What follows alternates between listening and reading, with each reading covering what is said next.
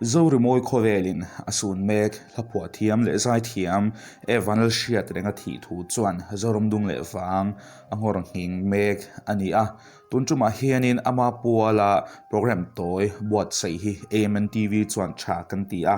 tuhuna hianin zai thiam te kam chuak then khatte lapua tu then khat kan biak tlang theih ten an uina thu le an sunu thu an sei te clear ho pa in a chanchin te kan thei angin kan ron buat seya chung chu AMN hian kan ti mak mo ngain ama pualin program toy kan ron buat sei ania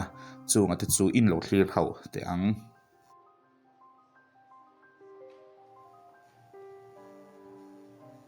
zorom dung le wanga neina tum ka vati kan lo hriat la thin zai thiam le moi dang lam tak nei Vanlalhriatrenga'n hi puef biak zam leit le pilal thiang hlimi leitin kara se chip khwa apianga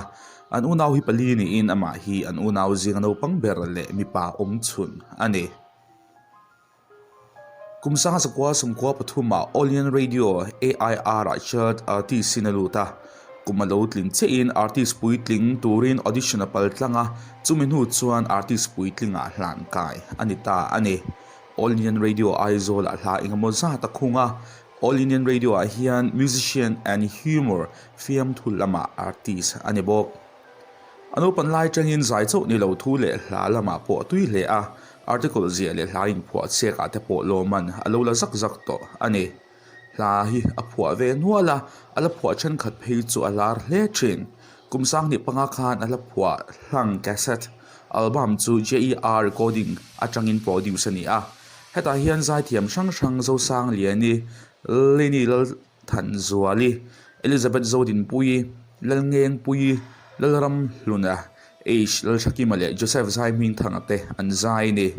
zoram mi puin ama ming tak ai ma an hriat larna nen tum kau ti cassette album po kumsang ni pathum kum khan vega digital sound stand an produce le bok ani hebaga hian Rimawi khovel music video collection Rimawi khovel ni artist collection le lalming moi roi te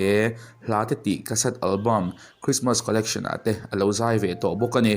tin ma ming roi te hla leilung mo na ti hla chu All Indian Radio aizola gospel hla record singa hit ber ron ni chowin thlan program apo thlan hlo ber te zinga mi ron ni chowa he hla hi asanung hle maya kan sei to ang khan he hla hi annunga sa aum lova asatu le aphua tu te tharau lama anin pek nazarin hla le asatu o hi tharawin aron tinung mai chen ani hla hi phua ve nual to a chung zinga alar zwal do chen khat han tar langila bianem shil kanuam eishal thaki man sakte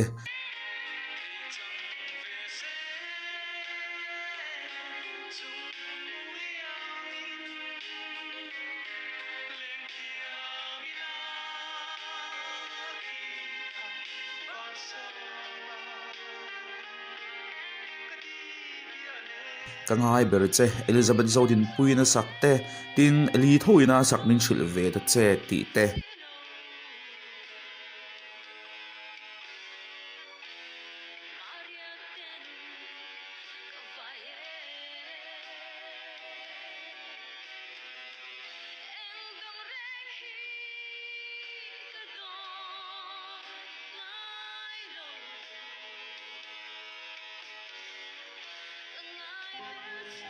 tin SPE zai thiam tak mai na sakle al ron lar chua na inditeng banzai karel ma na ti te tin SPE doni le zo te ponan lo sakto an kanem chau ti te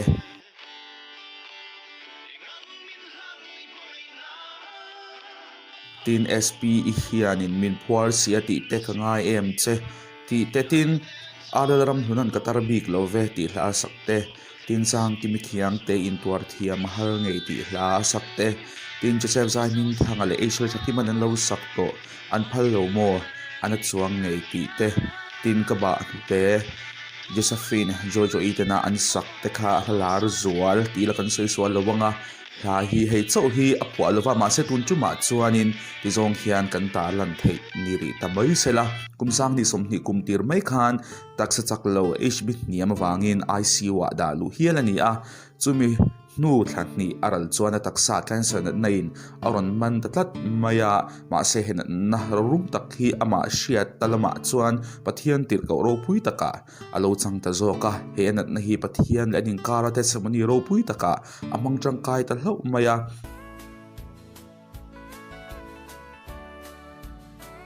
kawabu san le chin na changa alama min hi betlak to turin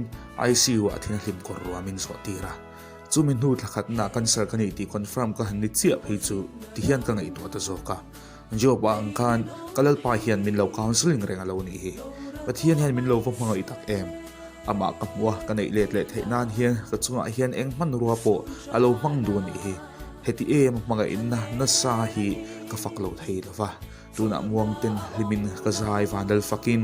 aro pui zi ka fakseng longe leilung ngoi le buaya ten min chim phak to lo nun thar ka lo nei ta manga I thon pek wangin ka lo ti thei ta ati ani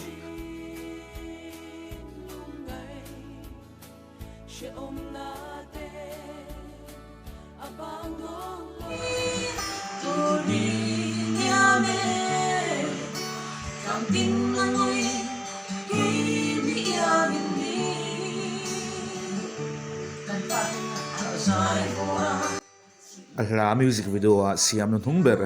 asan nun hungber tu te po kan ti theyang chu sang kimi khiang te tu hun a hian biak po kan tum don ani tu chu ma hian in hei sang kimi khiang te mo ni the award sang hi song hi winner best female artist ni thei ani a ti chuan ni hei tun chu ma hian in hei ahla san hungber tu ni theyang em tun hu tu na hian ahla san nun hungber tu kanyang chuanin tikhanin kanin biak pa hian thil tu ten hlan zir dun lai te tikhan kan do en zel pa nga ti chung chuanin kan han zona kan han zoi zoi du che chu ta chuanin athi ti han chia khanin engei ri ruwa lo ei hi lungda ya Christmas le kum thar mangin kan kholama kala oma kan tei nazari mi han ni ron shida John kalau zai lak lo box sia ka phone changin sound check kan lo play kalau video kan ni ron call khan kan te tu chana ron call non le chuanin a poi monyang e adia kalata yusha janga bawralania aran ta ani mokatia kan ma se chan te bula kan oma han enge han lak nat vak e mokatyang kha ati lawa ka insum sham ma chuan annu ne kan in beta go hiat an omak annu ka zuk bia kan trap shapa ani poron trap na sa khop me chan chu min tinau ve atun hai ala ko lo so na saboka bianem shil kanwam ti ha ka kovara chuanin lili dar nei ka man na kha ni boka chuan cheilung ron pui kha tuna anu nung ta kal phar ber kha ka ama na ni bokta tuna hanin rock and roll lampang hi sound check siam zo vek to mabak kan nei ti chwa mabak kan ne chu kan om dan dia tu ka rel ro na khop me usha den ka ui khopa achon tu mizo kan pwa enge la zil de upwa hi mal min lam san zel mai he kan mizo enge la thuril kan ti teng tun lai la hi tu le la ma chan alem ka ti ve ang reng lo ma nge SP la lo sak chin hei banza ka rel ma ne an mal em tam tak ko dang po ma aril bi ka ni ama hi na thwa la ma hianin hatiang mi lulu tukle enge mizo tonga miril ka tit kan ti teng yang kanchan kan enge ka ui mai tu ba ko soi vak ngai na to ka shelo kai ni thei chuk u nau kanau min ti hi kanya kalak adam lo lai khan mo tun akan sa nu khan usha jenga fel ve na chu ka sound check siam na te le ka record na re nga han ahla ka sak don chuan min tel pui thapin apat po hi ama ngei na pechin khamiat adam lo to nu po hian kan swaya akal thei to lawa enge hetiang tiang a hola khan azaka ti khan eng lauta khatiang khan ke mani khan in chang le kan kwa i kan ina kan thwa kan valama kan da le chin tu tang ron ni di pui sam zel a thulei thei to lo mo thu to in zui nem do na khanga khani ni han thui le tanga enge isia tereng tur thil tam tak om kringa chung singa isoi phal chin temin lo shil thei chuanin usha jenga kasha jeng na tur chu ajil na hi pakhata chuan yangam chuan min fui china I enge kanau I larvu thi tum lo la ma se dai rei tu mang che hi min ti china chuan tapau lo la in ngai tom takin nun hi mang chinang che ti hi min fui na china sharan to ama ka sha jang na to ro pui hle mai eng ti ngei nin biak nong berang gauhatia an om nu khanin gauhatia an om nu khanin kan in video call mo ma deu khan chuanin tu ni deu mai mas ma vel ni mo ni chuanin ma vel kalau la hodon lo Christmas zo kalau hodon atia chuanin an nu ne biak na nge vai chuan a soi thei lo nga nge tlema kan han mi puina kan han chiat tur chin o mangai chiat do hlek me no si le thei chuan an nu ne khan eng ma kan soi thei lo kan trap char charin top eng ma thu dang kan soi thei lo sa pu lai te ka asa I kanau I u om to lo I u baural aron tia ron trap char chara kela kalau trap ve boka abak eng ma kan soi thei lo zani na kan lo chwak chho do ne I bak abak tu cha o hira ni me kan trap dun cha tan ni me phone nang poi tuar mu tang kar ti kan ring tu ti chung chuanin hei kan call te mi lo ngai poi mo saka I hena hian lom thu kan sei tak zeta pathian thlamuan na le om puina lo chang chu ju sakna kan hlan che ni hello Josephine mo ni kan share chu in Josephine ni he ut icon sang ni pasari tang khan Mizo mi puitan kan mel chat chawani tin hemi share renga hla ka ba tu te ti hla te le thadang eng mo zat share renga po hian a pe ti chuan ani hian in nangma hian sei du te hemi chung changa hian nei te ringin he kan lo call top che ni enge athi ti han shiat chia khan in iril ruwa lo eng tin ngai nya hey family choi khom te kan lo ne ya kan no shilok lewa Meron sihang min shock ito ka mo. Ay ko na te po kan. Min boy po ito berakan ni dia. Kan na te po kan hansa kan hansa yang ve kan niya. Agyalo ko mai ni tin ngay in shiat sauda na ka kan chat hayam tin ngay in shiat imo la sa turing meron tiya mo chang chuan kanin bethaw ba nok te ka to han meron ti ani chuanin ihan ngai toilet anga hei icon sang hi pasari te chukum som pathum velai liam ta khalo ni ta thil tam tak ihan ngai toilet ang irul ru thil tam tak lo langin karinga chunga chuanin enge shiat renga hi shiat reng to tur thil anut thia che ama hi ram le nam no ve do mi hi ni karing ni la mi pe re na ni la hi pe na ta mo ka chok lo ta ram le nam hla hi pe ne mo tu bel tu ani tu wang tan ma hi inge mo ni ram le nam ve do ani ga sha ni tin khan ha te po khai in khai ne la chuai thei lawa tiang khop cha mo cha nge ni in han in pe in ei thei te po khalom oma ti chuanin ato beratan Mizo mi pui hei min do thil tu te tan hianin enge han asu na thu te han sei ve du in ei karinga tin he asar hu lai te ni in labing mu pin karinga chunga te po chuanin in thia mang anga in lo sei kha Mizo mi pui te hianin kan che thiama in la vai ro ang ti te po kan ringa chulai kara chuanin enge thu kam nei khat ama u su na thu han sei du te in ei takin ne o she dang hi kan ina ti hian to lo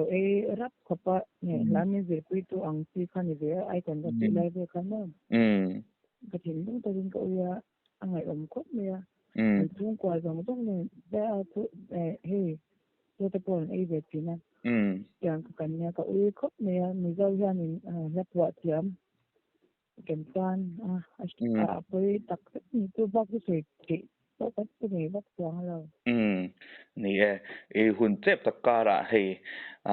in family program lai ten hun all min lo siam sak thaya tin in chang chet wanglai ania hei tun lai no pang ho zong nen chung tiang kara le hei hetiang chet to thu ina adin lai kara chete kan call te mi lo ngai poimo saka min lo chan saka wangin lom thu kan sei ni anh anh chet rakin ashab khop nei ole pathian in lo veng jung zel zo ro se hello Lalthlengliani Jongte tun huna hian kan lo be le thum che shet enga chungchanga hianin seidu te ina ive kan ringa enge irin balo khati ang din hun kan lo thekta ka chuan oi min bara khailu tuka kala online lawa group vel kala en kha thi thuha ka seta ka uiru tuka ma hi mani lok pon ganin hei dama la hole kha kala be se ve ring wat uiru tuk oi min bara khai hei ani chuanin enge ni amane hianin mabak project te han nei chote in tu mem nge ni a hla te pui lo sa to zok ti ate po kha min lo shil thei chuan ai imo du tiang project kan nei em lawa ma se ala yan ye du ve do vi ben ye du chu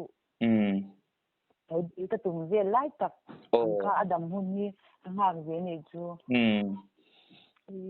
ka u tok sai to ka shi no ni ani don khop mai kan share chawang in hi Lalthlengliani Jongte hi chazwala award winners ani me ka chuan in hei Mizo mi pu te hena hianin enge ni tu da min lo thir mek tu te hena hianin hriat renga uina thu te kha ang ti ri itong complain te kam ni khat min nei sak thei chuan usha renga hi zo fa te han kan thai ni to don wa ala chatak tak te abi kin ne na tum kau ti phai ka chu enge zo mi puitan kan sa thai za kang tok na nung lu tuk min chwa sak tu anya ala ro pui tak tak te leng jem lama po ni se gospel lama po ni se ta chatak tak min hu cha tu anya tina ma zai thiam ne to kan ni boka kan thai ni to la wang ni ka sai du ni asar hu lai te ni ngai to na te pol bing mum bup do ni ti kan chu ma chu tiang khara chuan in uhun hlu tak min pe kan lop tak se ta ni hello Priscilla Fanai heta AMNTV changkhanin shet changa khanin project te in nei mek ni te hangan ria nge mapak te khami chungchanga te khan le ama iwina chungchang te po han zo chakan chaka ole athi ti han chia che khanin enge ril ru alo ti te kan she theim ya usha renga hi kafanai puyania he u anga ke en ve ni ta chanin adam lai khanin ahla sak tur ve chungchanga khanin kanin bia kan ina te po khan ron kalamo ma se ke ma hi zirna lama te til chang changa hian ka boy wang hianin ka chol chang hi chuan hei zai de tiang ti lam pang hi ka boy pui lo to pa wang hianin ahla phwa ve chu sak tur chungchang ang ve po chu ka boy pui zui ta lo shim ani chu ba ka he tiang hi a thingang ti ngai na re ne ka ring phak lo ni chu shem khami wang khan ma ke ma khanin kala talawa he chung ko lama te he kan lo bai ve do china ba hianin rimoi khove lam pang shim ma hianin ma kala lo ta shim ta chanin chanin chanchin du om lo de hi tan lo theng le da sia apoi ka ti khop mai ka ui ngoi ni ber mai in hriat chuna ti mai la khami hun chunga khanin enge ama hriat rengna tur thil a hmu chia chanang ma enge atu I han let anga hring dum te po ama hi usha de hi tho she nei lau mi tai matak nin ka sha a en ton tlak po ka tia zai mi tam tak khianina kan en ton tur anin ka sha a chuanin e tikhanin baka ama hi a all round chim shima all round lutuk mi ang hi ni ta chuanin ka ui em ani ti bak chu ha tingina po ka shela min thong vele tu ka ke ma hi shem le tun lai he kan pandemic vel zong zong nen hanin apui ka ti top ya hun la ya changa min kal san ta mei hi arab thak ka ti ka ui thinlung takin ka ui ni asar hu lai te na in ngei tu ana te po la bing mu pang te po kan o chuanin i hun hlu tak min pe a kan lom tak zet ani ole hello pungai zo la mo yeah heta AMNTV tuna kan sun mek Vanlalhriatrenga'n chungchanga khanin thi ti hriat khanin engei ril ruwa lo oma ti te kha ma sai min lo chang ma sa phot mai la karil runal tuka ka nuk au na so khop mai ka khongai khop ani hei kan mizo fiam thu tho chin te kan fiam thu thiam te zinga chuanin engtinge kati anga u pa pol chin lo ni tareng mai kutun kan generation a chuanin chuta chuat ama nen hianin engtinge in mail share cha in kar te tin engtiang in nge in kung kai na ti te kan share thei chuan alo me hei MGT ate kan lo in mang ve a kan naw te kan nia kai ngaya zogi meli te kan te mate te kan tia te kan ne te kan in kom kan nia tuna po ni zara te po zo rimoy te rimoy cover te po tong trai puin te ila nang un tia trong moi lo ni lo se ka trong trai pui nga le te ka tia group a te khan tiang khop khan ka in nel khop an ina hian so ka inguna ta te poron leng ve te khan ka in po ve khop mai in kom ngai ani mo mi fiam thu du mi fel top kho ka ni top mai ni anun khai han chui ki ranga englai nge hriat reng tur idam chu ngai thei ngil to lo tur i soi phal chin te men lo ka thei ngil to lo tur ka hriat chu midang ta na mal som na ni na hi aro pui ka ti tu po hi enge san ngai lo alim reng thei lai ka lom na ai ama mu ka nei ani ani le enge hla te ho khani midang saka te yang nge zung dei na yam ala midang sak te chu ka sa ven mul thoma se ama hian ai enge min siat ve ma ai enge ala kan lo ngai tlak to chin ni na tum ka choi na ti hi ke chu ka mi thain alang renga love song te pop phua love song lo te pop phua maro chu ama ka siat jeng nei chu ni na tum ka choi ti hi ke mai chun alang lian per mai ato beratani hei min lo thlir tu ta tan hianin enge ama puala han sei du te su na thu te chongkam hli khat min nei sak thei chuan kan lo ngotang ole chongkam ka thiam lo fiam thu ki thin kan nia ka sun ve khop maya ni hriat renga chungchang a hian a boral chungchang a hian midang tan mal somna ni na le tun late an phua ama la sakte tam ama la phu sak satu tam takan ama ala sak ama la phu satu te tan mal somna lo ni zel se angai thatu te tan po tin midang tan chongkam ka thiam lo te in kom hi chuan ka thiam lo fiam thui chu ati nei theya mar chu keima ril ruai chuan midang tan mal somna ani na hi aro pui ka ti ver mai ka soi thiam lo tin asar hu lai te ne in ngei to ana lakal kot te po kan ring thiama hun hlutak hun toite hun hlutak min pe ka wangin ngen alom thu kan sei ni ole kalome hello enen dai mo AMNTV changin le award chang ni som pa ni win se jing mi he nen dai tum tuma kanon be a che tu kan sun mek e Vanlalhriatrenga'n chung chang a hianin in karte in pahnih chung chang te Mizo mipui ten kan hriat lo tam tak awm dawna chung te chu han zawh chhuah zuai zuai te kan chaka a hmasa berin a thi ni ti i hriat chiah khanin enge i ril ruah lo awm hei nghe kha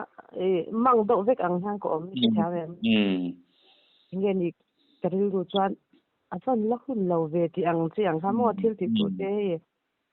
mani no ga te pon ganin bia ganin beta dam le na ala chat do hlek lai kan mo chuan kan mi vel hei kan soi te ha ka she thuak wai wai hei kal to nang chui kala ma che hei kan thil ti tum kha ke ma in kalau ti hlo tingang ti ang khan ka ti to pe sham su ma kha ka thlas kan no pe thamang da win kala ti khan kan thil ti tum kha ke ma in kalau ti don ya ka ti khan hei abba ka hei thiam bak lau hei hi ma hi mo hei chang vela hanin i ta da hui chin hei shem kan ri tim to ka pulau chin tu ta ni so tin a tha hu lai te ni po kanon biak chu hi ani chuanin eng tin nge in pahnih in kar in fiam na sa thinem ti te eng tin nge in ko thin ti te khang chi te kan chat le re ve to tu mo sa da ne chuan sang hi le pasari i tai kan tel lai chang dei to ha an chi to ta chuan kan nu te hi pa nai ni ta chuan hei zai lampang ni lo ni box si ne khanin enge ni ai kana kita kan contest khawa kha min lo mu kha hei zai thiam kha min lo ti ni chu chuan min ron beta chuan hei zai te kha min ron en pui ni chu min ron ver pui vel ni chu kan in changai chuang lo tang chuan hei ama khanin te khan ron kal te khan kan in she chhau ta sa sak tu te min en pui te khan pa nai ve tho lo ni box si wang khan kan nu te kha kan ni ti ta te khanin tang chuan hei kan in she chhau chung enge yang chung khat angin kan en ve ni chu mo chuan ti khanin ka min po ha min ka ngai lo kan nau te hi min ti me ya chuan ipute tu kan ya ipute min tro atia ma se hei kala u lak lo wang khanin ka u kwan ta chun khat ngan ka pute min tro hi ti china ma seng hei ka kau dan tha ka thak thei to la bik lo ni ka lo ti chen lo bang ta mo chuan enge kanin enge monia thil program an mani a thona tu chu hei assembly a thokta enge mo program nei lek sem ron share ti khan min dot box ya ti khan kanin siam min haw min ze thu cha ka min shira ti khan kanin haw boka kanin siam boka ta kan ni me a thai hi ngai lo che ni mo chu hun rem chang a po min thai hi ngai lo che hei enge apa bo ral don ti khanin Miro shilma sa veber ang achawak lava aron TV ti khan hei chung te tak tak ang khan mo tuna adam lo don te pan ni ikadam lava phaya te kan kal dona ati he ti khanin ama khai chiwa om reng te pan ni kum te lo ram pang khanin ka sha khang te po khanin kalo shilok chin lawa ka beng hi var lo box ya ama zo kha dam nu khan miron shilam mania kadam lo renga I lo kal si lawa ishelo ni ka renga ta mo yang kan thil mi ron shil ve kyu kel chin ang kha o angai poi mo ve ze mai te ni chu tro na ve mo tin zona top be ta din kan sei ta kha ni he sa bu lai te ni in ngai to na te pol bing mu pang ti kan ringa chu ti rol chuanin enge ama nu na khanin I han en le tangai han thir le tanga I hriat ma sak bet changa tun hun thlenga hianin enge I thei gil ngai lo tur enge thu chia che ku cha da mo sak lut tukna hi tuna pon pati to ke ba jan kalam am endina achung te pon yang mizoram mi pui te pon zai thiam te sa phwat te ta zai mi te tan pe jang kan ma mo lu tuk ta ni chu ke ma pik le zan han kalam ma mo lu tuk te ka ti top ka ru kha ni shem jan enge yang ka shat chwa ma sak be tu anga chu mo mangai na ka ti ne hei min mangai ka ti top ma hian naw angin tu ama ai kanin biang ren prahan min mangai tu ani ti ka shet top ma hi mo chu tiam to lo tu ama chuan chan zongin nge midang te ta na ve en tlak ton zongin ti na ang khati ang te po khan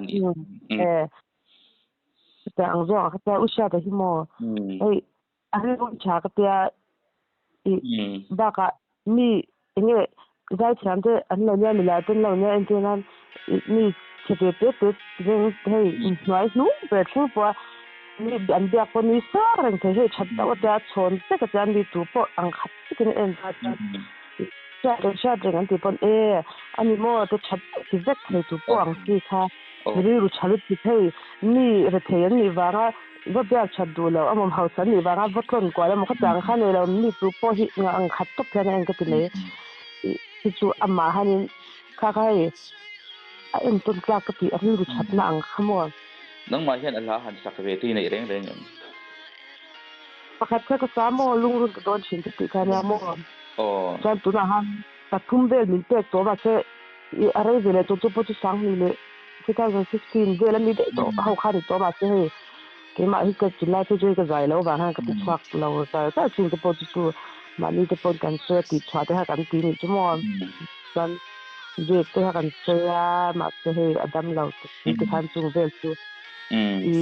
kalau orang tiada, kita kan itu kalau nak India, kita tiada kan main kalau kita kan kita semua. Rupi lem, ani pun, semua tak kena cuaca orang ngai lah. Oleh hun rem cang, tak mai hei hun subsil takara, ilu tu pada buai dia, orang tiada ringa cung kar, acuan hun all museum serakan lom tak set ni.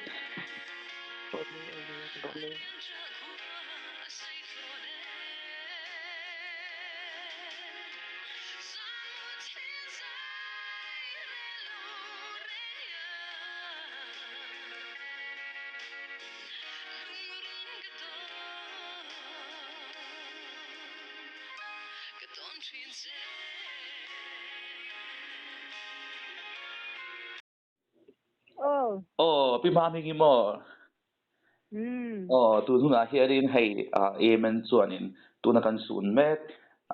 Vanlalhriatrenga'n chung chang hianin nangma kha han biak che kan du tin atla all Indian radio moi tak maya lo thun to gospel thasak zinga chuanin ala berti la kan soi so lo tur te zinga mi leilung mo ina chung chang te po kha ka soi lu pui che kan han dua chata chuanin enge mi ti han hriat khanin ama saberin enge irilurua ti tamin shil theiam ama sabera chuan khami alat thu khamin ran silama cancer alo ni ve dan khamin sila chuan kan indiang hnei ber chu atan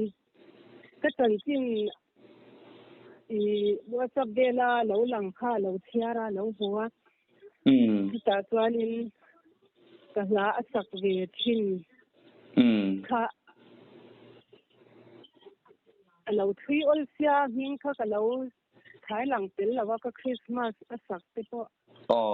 ma se mi dang sak te kha tanga kan lo sei khan alo thui ol sia zia khi chuan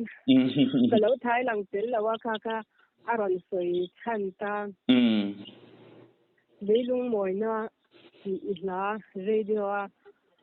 ka sakha than lo be te ji nga no tel ve ta sia ka du thar ma hetia la ka lo nei ta ka hian IC wa te kan oma IC wa ka khan he la hi pathian in ka test te mania nin te ta thot me ya leilung moina ti na thu khak ta thin lunga hian ron langa ti kumve la in record nge ni ang khami kha ama lo record zenia kha ka chu ka shilova mo ka collecto na sa velava radio station na man aitin ma ti kubangi phua ki ma hi chuan sang hi kum khan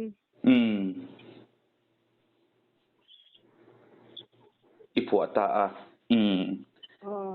chuanin ani le tu na hianin hei lo thlir tu ta tan hianin enge han sei du te ama chung chang in lo in kom ve nel wal do na khanga ta khanin isia tereng thil te le isu na thu te pon yang chu khang chi te khamin lo shil thei chuanin kan lo motang ama hi cái lâu nào em về lúc tụi chân chú fan ai nha cái nuôi hi fan ai lâu như về bốc à cho nên sáng hi lệ bali cùng như tan cái xia khá nín cái Christmas collection hi bớt say là cái tia chân chú Emmanuel là cái Christmas là Emmanuel là tí khá cái phở như lâu ăn tên là trên say lâu ở mà vàng khá nín trên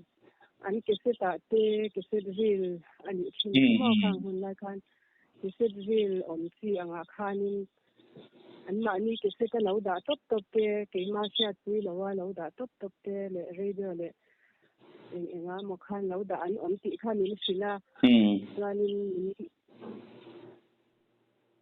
anh ví dụ cái khoản như thế cái tu cái khăn ni anh ví dụ mình lâu là tuy về đâu lakhawm hay đi apay mo anya nakin về là con Israel ihum hay na tura con thang anh tia thian te ho khan ni ro tu bang cái Christmas collection to audio my gospel audio collection kan lau ti to bang Christmas ti le lo ro Emmanuel la bang hian le don ni le thau sia ni ti bang khanin kan han bo se le khanin April share jenga tuan sahi saka tuan silina leren ruati khanin asaboka si sangan asaboka si zonin moyan asaboka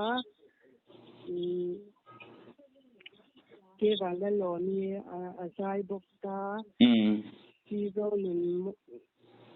zo mangai sang azai bokta tung ho tuanin ni han ti Rita masih kan tlang zar telem lawa ha audio ri mata ni boka kita tang tuan ka la tu sa thau tuan ta mo kan ni po ve ve me tu tang tuan min tiu ve ani pui le te po hian bang sang deu hian ron kal ve kan ni hian thu le la lam pang he lo thiam ve sia ma hian ma su thiam te la ni thiam em ma leng ve ani mo leng long ani mo pathian la po ni se a thiam hi ka ti rewa kan ni po re u khop me a sia ni thot ni te po hi kan ni su ve a tu na a chen chi kan si ta po hi hin chong khop me ka ru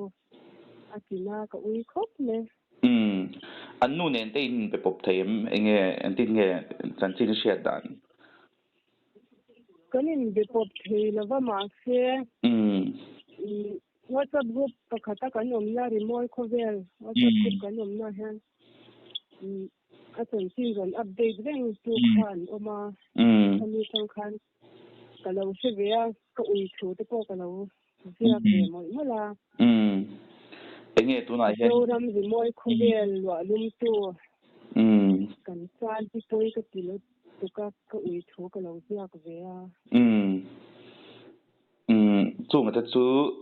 trên nó mình hẳn sợi sắc để uy thú để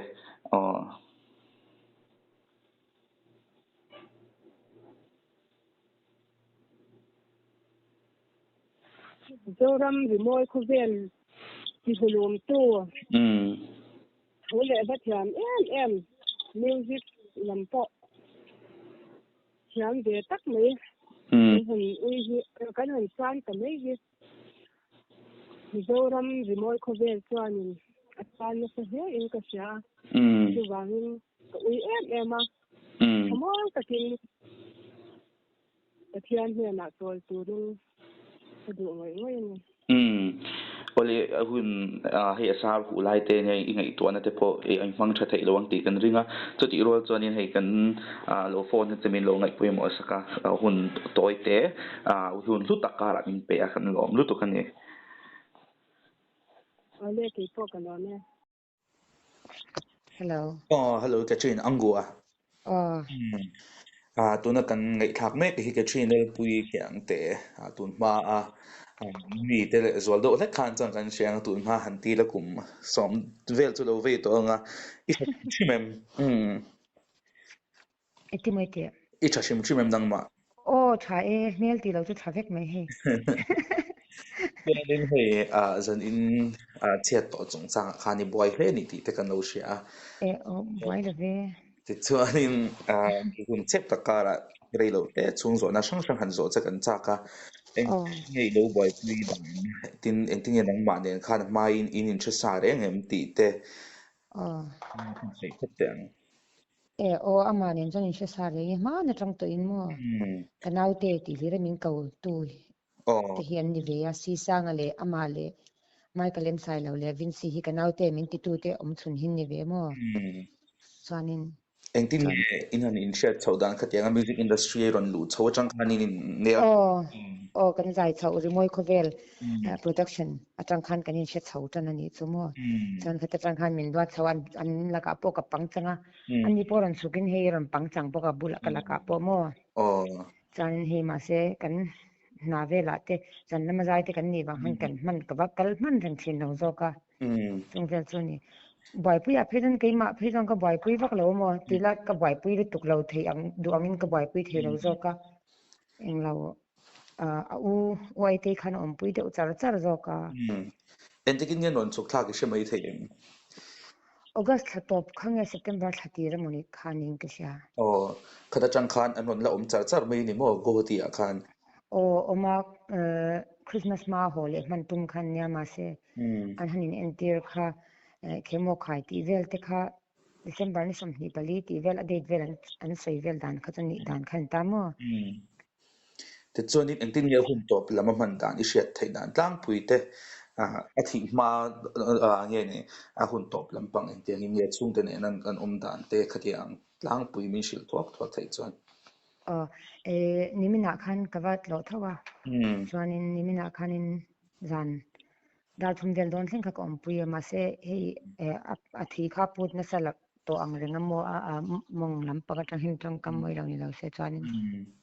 an kata tang han kanam lai pon chwa ta te khan thi kharon tling ron far tluk renga ten ali krenga dakar khat don dakar khat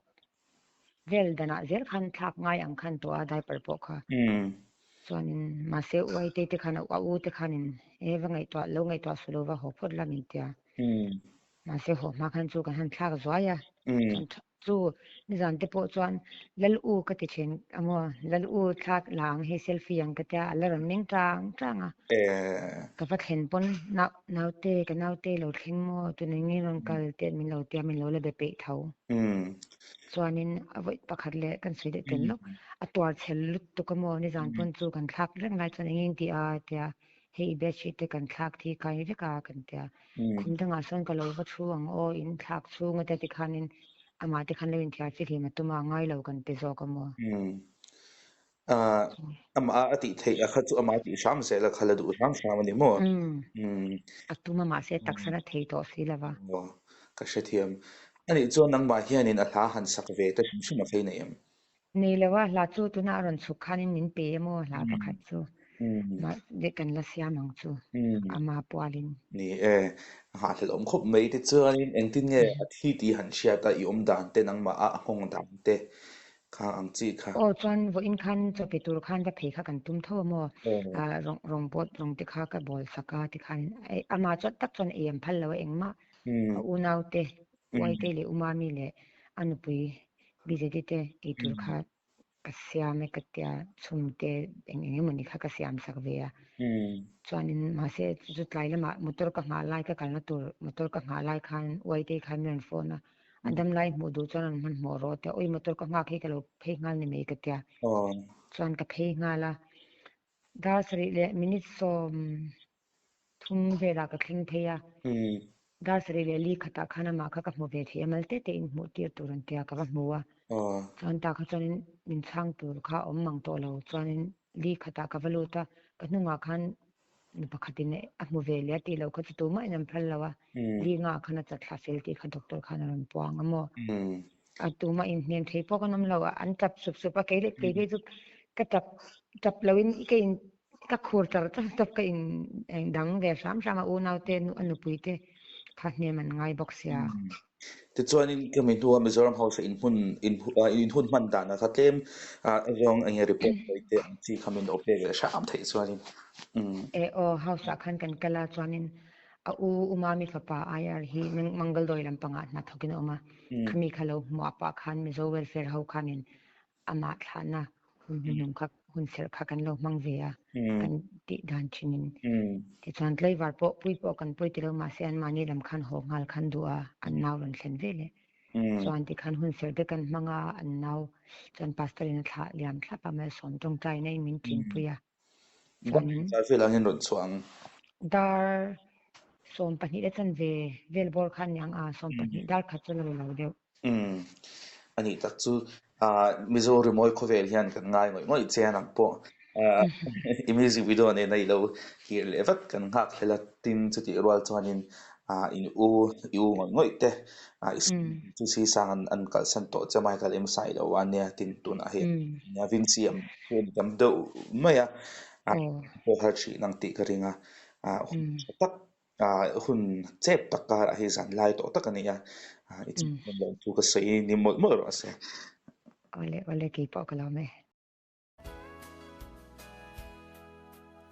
kan rapper chuan vor RDA biak tlang kanan tuma amero chu dom do in lamai en kolai ten ni fangin message na suna thu hi aron thon ta thungane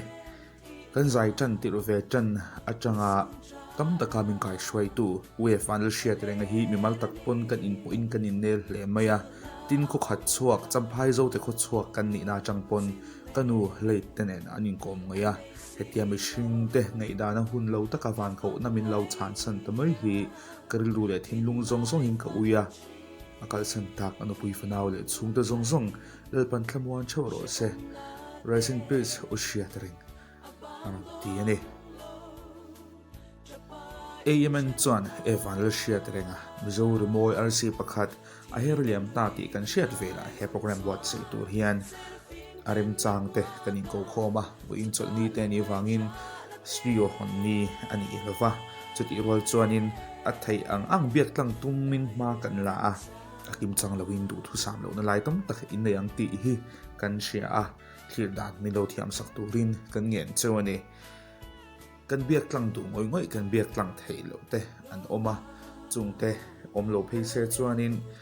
he ai hian kim chang thei tura kan ngaya amai ro chu he hitun din huna kan thei to ka mi lo ngai sak turin kan nge non du chuwa tin chungwa ka chuanin Catherine kyang te ron seang khan zanlai dar so patni le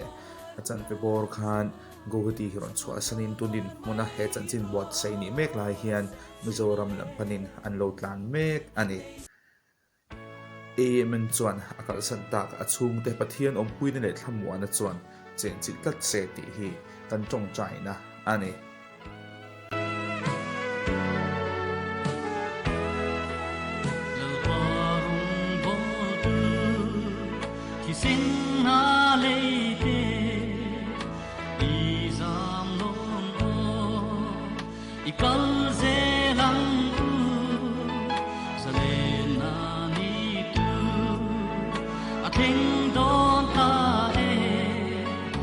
Min ni za